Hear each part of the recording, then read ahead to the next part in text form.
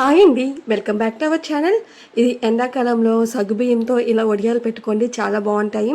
చాలా ఈజీగా అయిపోతుంది, ఎక్కువ టైం కూడా వేస్ట్ అవ్వదు, ఒక్క రోజులోనే ఎండిపోతే. దీనికోసం ఒక గ్లాస్ సగ్గుబియ్యం తీసుకొని నానబెట్టుకున్నాను. ఆ తర్వాత ఒక గ్లాస్ సగ్గుబియ్యంకి నేను 3 గ్లాసులు వాటర్ వేసుకొని, వాటర్ బాగా మరిగాక అందులో సగ్గుబియ్యం వేసుకున్నాను.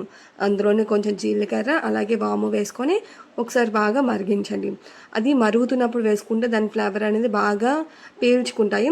ఆ తర్వాత కొంచెం కారం, మీకు కావాలంటే పచ్చిమిర్చి అల్లం పేస్ట్ కూడా వేసుకోవచ్చు. అలాగే కొంచెం ఉప్పు కూడా వేసుకొని ఒకసారి బాగా కలపండి. ఆ తర్వాత సగ్గుబియ్యం చూడండి బాగా ఉడికాయి కదా, అవి స్టవ్ ఆఫ్ చేసుకొని ఒక గుడ్డు మీద వాటర్ జల్లుకొని ఇలాగా రౌండ్గా వేసుకోండి. అంతే, ఎండిన తర్వాత చూడండి చాలా క్రిస్పీగా వస్తాయి.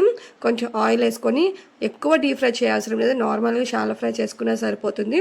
ఇలా తీసుకున్న తర్వాత మీకు ఎన్ని కావాలంటే అన్నీ వేపుకోండి.